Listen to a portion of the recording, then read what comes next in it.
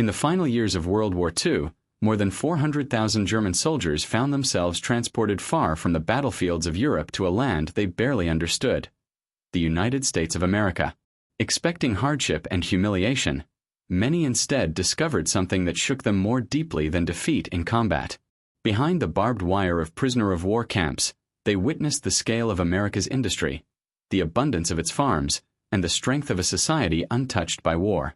This is the story of their journey, from capture to shock to the realization that the war was already lost. Captured on foreign shores. By the spring of 1943, the German Wehrmacht that had once marched triumphantly across Europe was beginning to suffer defeats it could no longer hide. In North Africa, the Afrika Korps, once led with brilliance by Field Marshal Erwin Rommel, found itself trapped. Surrounded by the British Eighth Army pressing from the east and fresh American forces pushing from the west, the proud German formations that had carved their name into history in battles like Tobruk and El Alamein now faced the grim reality of encirclement. In May of that year, the inevitable happened. At Cape Bon in Tunisia, more than 250,000 Axis troops, Germans and Italians alike, laid down their arms. For the Allies, it was a victory comparable to Stalingrad in scope, a mass capitulation that crippled Hitler's forces in the Mediterranean.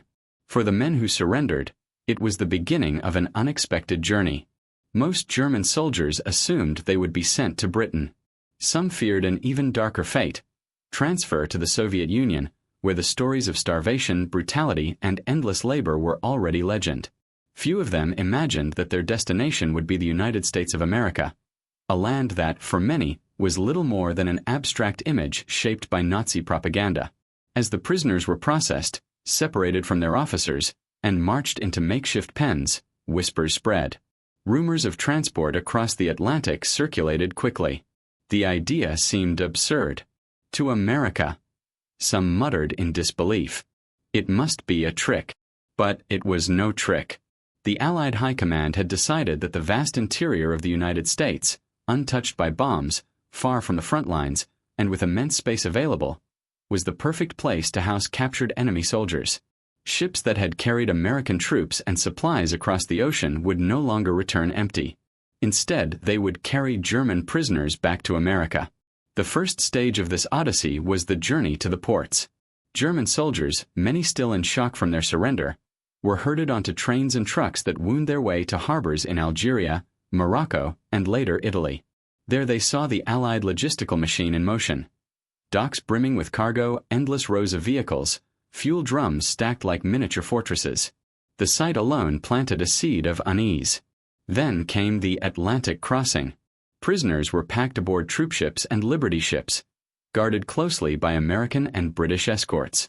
The convoy system, perfected over years of fighting the U-boat menace, impressed even the most hardened German veterans. Dozens of ships moved in tight formation, protected by destroyers and aircraft overhead. To the Germans, who had watched their navy struggle to maintain control of the seas, the discipline and scale of these convoys hinted at something they had not been told. American industry was not only intact, it was flourishing. Days at sea were monotonous but revealing. The Germans ate rations better than many had expected. They observed the efficiency of the American crew, the abundance of supplies, the constant presence of protection against submarines. Each element was a small sign of a larger truth. The United States had resources and manpower in a measure they had never imagined. When the ships finally reached American shores, New York, Norfolk, Boston, and other ports, the shock deepened. As the German POWs were marched off the gangplanks, the first thing many saw were the skylines. Skyscrapers pierced the sky, taller than anything in Berlin or Hamburg. Harbors teemed with cranes, warehouses, and ships, each part of a colossal machine humming without pause. Unlike Europe, scarred by bombing raids and ration lines, America appeared untouched, alive with energy and abundance. Eyewitness accounts describe the awe of the prisoners. Some stood silently, craning their necks at the towering buildings. Others muttered among themselves, astonished at the sheer size of the ports and the ceaseless movement of goods. Nazi propaganda had painted America as weak, corrupt, and divided. Yet here, before their eyes, was a country unscarred by war, thriving on a scale they could hardly comprehend. From the ports, The prisoners were loaded onto trains bound for the interior. This, too, was a revelation. The trains were long, efficient, and fast, stretching across a continent so vast that many Germans could not fathom its size.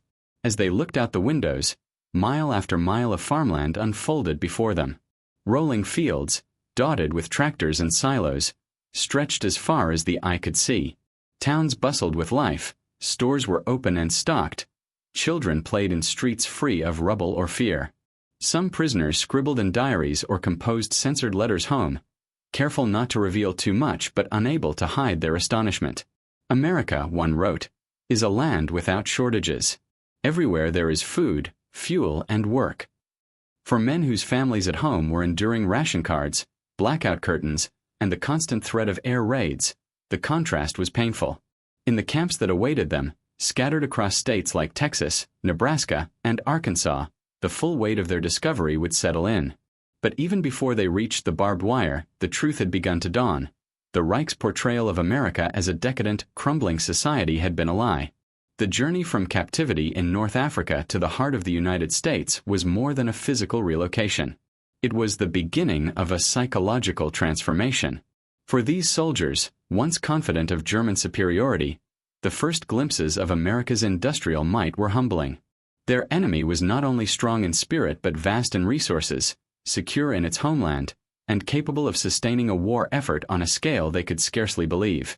This was the first step in a long re-education, not imposed by propaganda or lectures, but by the undeniable evidence of their own eyes. And as they settled into their new lives behind the wire, the realization would only deepen.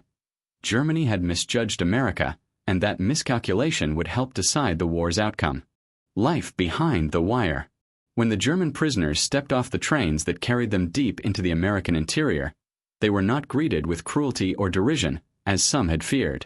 Instead, they found themselves delivered to orderly, purpose-built camps.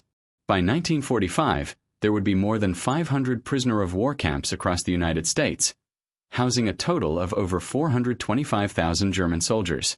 From the deserts of Arizona to the farmlands of Iowa, from the pine forests of Arkansas to the plains of Texas, the Reich's former warriors now found themselves scattered across the American heartland. The camps followed a consistent design. Rows of long wooden barracks stretched behind barbed wire fences, their interiors simple but adequate. Bunks stacked in tiers, stoves for heating, footlockers for personal items.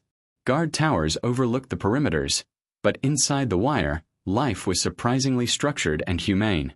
The United States adhered strictly to the Geneva Convention of 1929, which required adequate food, clothing, medical care, and the right to correspondence.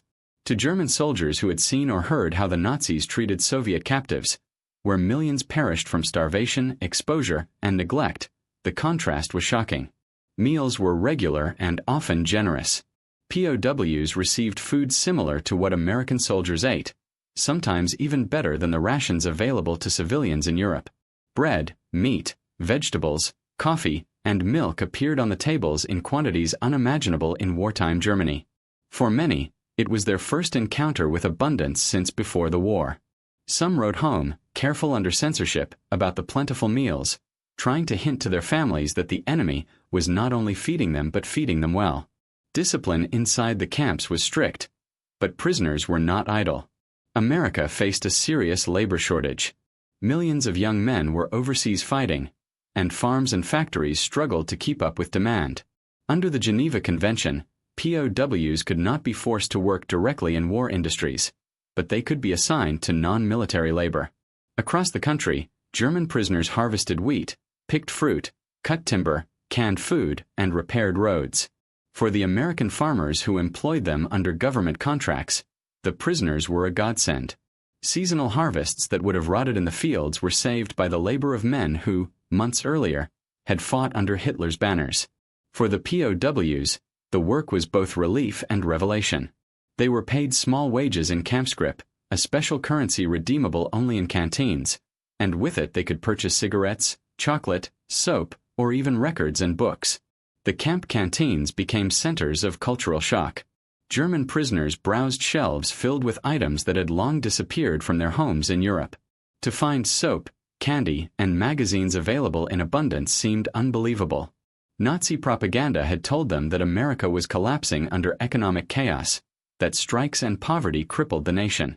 Yet here was proof, tangible and daily, of a society not only functioning but thriving. Entertainment and education were also part of camp life.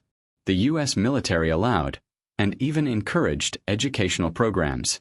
Universities partnered with the camps to offer classes in English, history, mathematics, and even democratic political theory. Some prisoners seized the chance, eager to learn skills that might help them after the war. Others resisted, suspicious that it was Allied indoctrination. Still, the exposure to different ideas planted seeds. Sports were popular as well. Soccer fields sprang up behind barbed wire, with teams competing against each other. Theater groups performed plays. Choirs sang. The monotony of captivity was broken by small but meaningful activities that reminded the men of normal life. In some camps, even German newspapers, carefully edited to remove propaganda, circulated to keep prisoners informed. Interactions with guards were, for the most part, cordial. Many guards were older men, too old for frontline service, or younger recruits still in training. They treated the Germans firmly but fairly. There were occasional incidents, escapes, and punishments, but overall, the atmosphere was far from brutal. This humane treatment, combined with the visible abundance of American life, left many Germans deeply conflicted. The enemy they had been told was weak, decadent, and corrupt was in fact disciplined, generous, and unimaginably wealthy. Some prisoners clung to Nazi ideology, forming cliques inside the camps. These men tried to enforce loyalty, sometimes intimidating fellow soldiers who showed too much interest in American culture. There were cases of violence between hardliners and those considered traitors or defeatists. Camp authorities eventually separated the most fanatical prisoners from the rest to reduce tensions. But for the majority, daily life wore away illusions. Every farm they worked, every store they glimpsed, every magazine they read revealed a truth impossible to deny. America's strength was not just in its military but in its way of life. The longer they stayed, the more prisoners compared their current existence with memories of Germany. Letters from home spoke of shortages, bombings, hunger, and despair. Families lined up for meager rations, cities lay in ruins, and fear of the Gestapo lingered in every street. In contrast, the German soldiers in America slept in warm barracks, ate full meals, and saw a society of civilians who lived without fear of bombing or invasion. The psychological impact was profound. Many prisoners began to talk quietly among themselves. If this is what America can provide for us, its enemies, one POW mused, what must it be like for its own citizens? Such conversations, whispered over cigarettes in the barracks or while working in fields, reflected a growing realization. The Reich's promises of German supremacy were hollow. Here, across the ocean, was a power that had mobilized resources beyond imagination, and it did so without crushing its people in tyranny. Even behind the barbed wire, the lessons of America seeped in. Not through lectures or propaganda, but through the lived experience of daily life, of work, food, education, and humane treatment.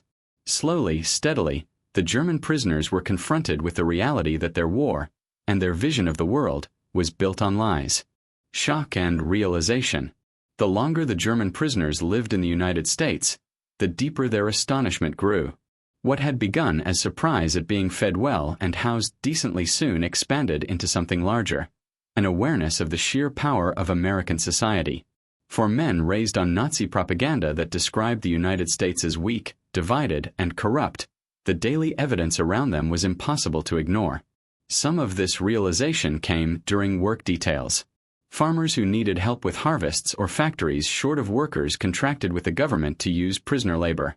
Supervised but not mistreated, the Germans left their camps and traveled to fields, canneries, sawmills, and warehouses.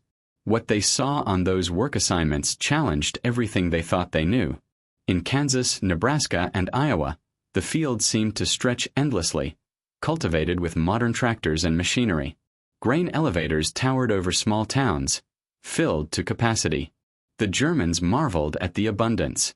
In Germany, by 1944, food shortages were severe. Rations had been cut, and families struggled to find enough bread and meat. Here in America, even during wartime, Farms overflowed with produce. Not only was the nation feeding its own vast population, it was also supplying millions of soldiers overseas, and still there was surplus. In Texas and the South, prisoners picked cotton, cut sugarcane, or harvested fruit. They noted the efficiency of the operations, the machinery, the organized system of transport that took crops swiftly from fields to processing plants. Even when they labored in heat or cold, many could not help but remark on how different it was from Europe. America's land seemed limitless, its resources inexhaustible. Factory details made an even greater impression. Some POWs were sent to work in or near non-military plants, assembling crates, packaging goods, or moving materials. From the outside, they glimpsed immense industrial complexes, humming with activity day and night. Assembly lines stretched longer than anything they had seen in Germany. Where the Reich's factories struggled under constant bombing, American plants worked without interruption, guarded by a homeland untouched by war. Word spread quickly among the camps. "They make trucks by the hundreds every day," one prisoner told his comrades. "In Germany, we fight to keep one panzer running. Here, they build them faster than we can destroy them." Newspapers, sometimes available in camps under censorship, provided further confirmation.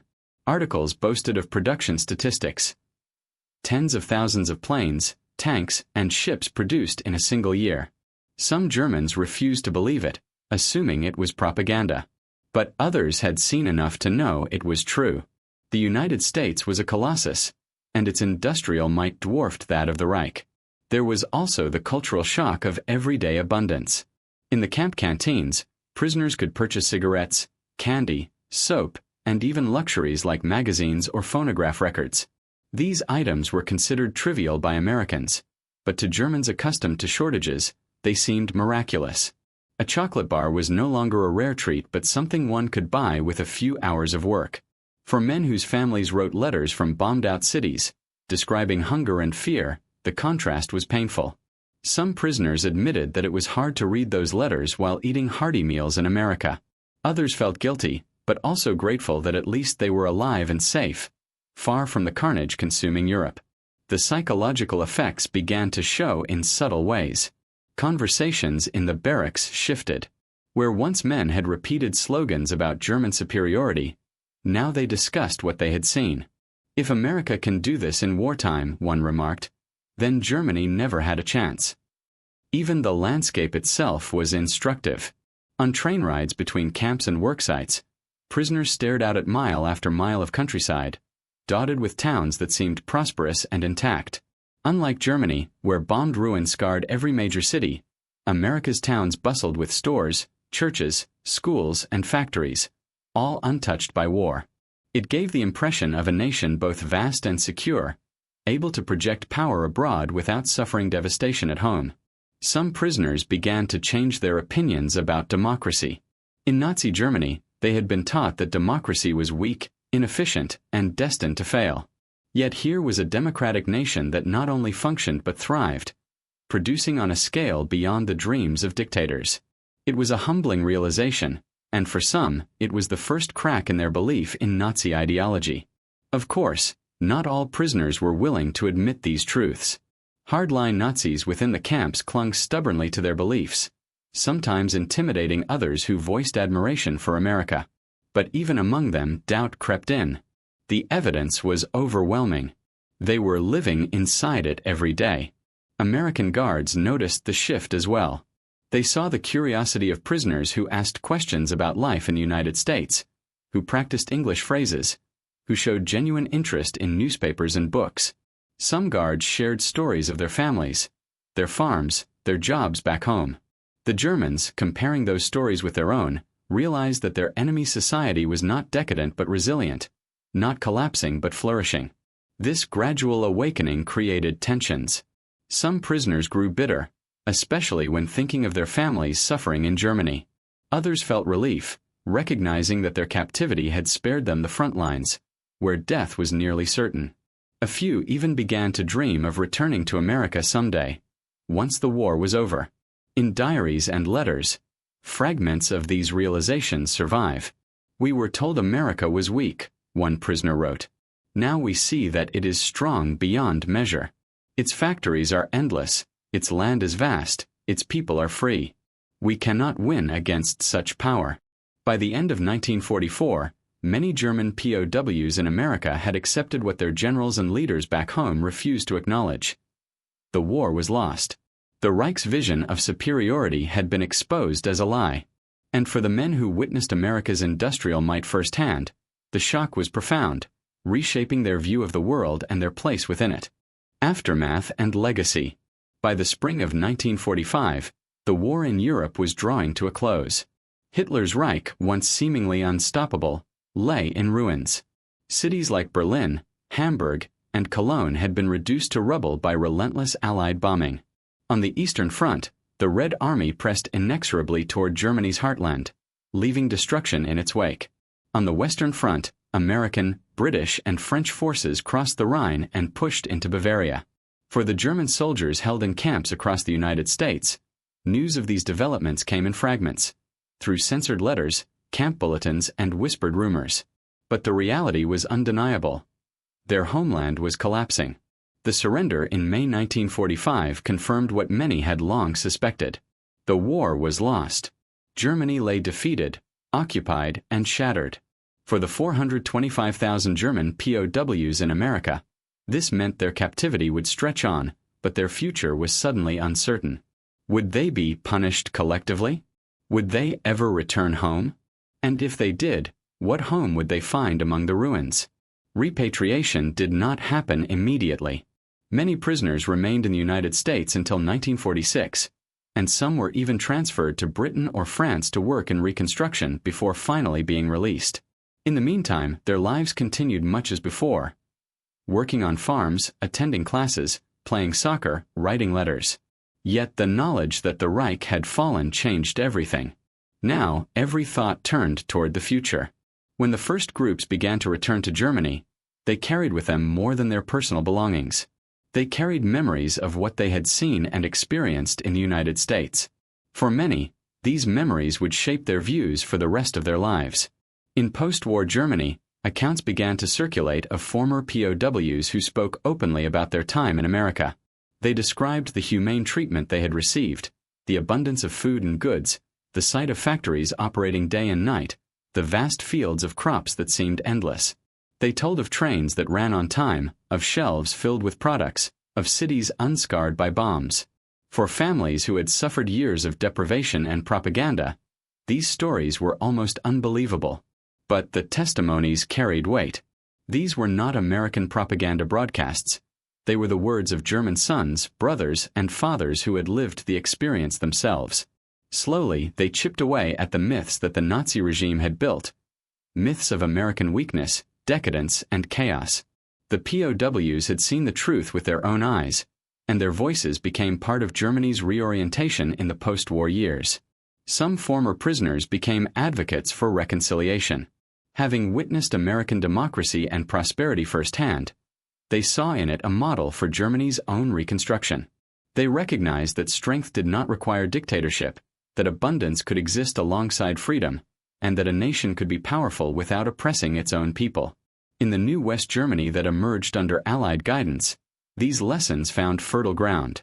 Many former POWs became part of the generation that supported integration with the West, cooperation with the United States, and the rebuilding of Germany as a democratic state.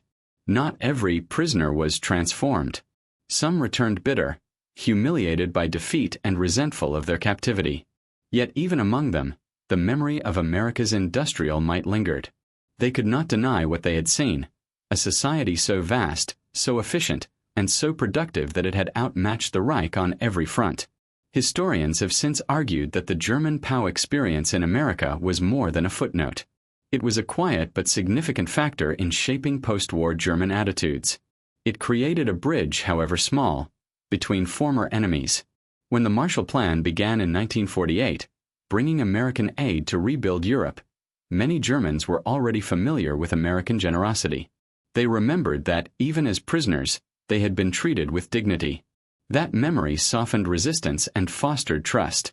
The legacy also endured on a personal level. Some German POWs later returned to America, emigrating with their families to start new lives in the country where they had once been captives. Others maintained correspondence with American farmers or guards they had met, relationships that outlasted the war itself. A surprising number admitted that their time in the United States had been among the most formative experiences of their lives. Not because it was easy, but because it revealed a world they had never imagined. The shock they had felt upon first arriving, at the skyscrapers of New York, the endless fields of the Midwest, the assembly lines of American factories, remained vivid decades later. For men who had grown up under the banner of Nazi supremacy, the realization that another nation not only equaled but vastly surpassed Germany's power was both humbling and liberating. It stripped away illusions and left them with a clearer sense of reality. The story of German POWs in America is, at its heart, a story of perception and transformation. It is the story of men who came as enemies and left with a new understanding of the world. It is a reminder that war is fought not only with weapons but with ideas, and that sometimes the most powerful lesson is not delivered on the battlefield but in the quiet moments of captivity, when one's eyes are open to truths long denied. For the Germans who once laughed at the idea of American strength, their time behind barbed wire revealed the opposite. The United States possessed a power rooted not only in military might but in industry, agriculture, and the freedoms of its people. That realization, carried back across the Atlantic, helped shape the course of post-war Europe. And so, the legacy of those years endures, in the memories of the men who lived them, in the friendships that survived the war, and in the post-war partnership that would unite Germany and America as allies rather than enemies. From shock and disbelief came understanding, and from understanding came the possibility of peace. For the German prisoners who returned home after years in American camps, the memories never faded. They had seen cities that reached the sky, farms that stretched to the horizon, and factories that produced with a power their own nation could not match. What had begun as disbelief became understanding, that America's might lay not only in weapons, but in its people, its industry, and its way of life. Many of those men carried that lesson back to a shattered Germany, helping to shape the path toward reconciliation and peace. Their story is a reminder that even in war, the greatest battles are sometimes fought not with guns, but with ideas, and that the shock of truth can be more lasting than the roar of cannon fire.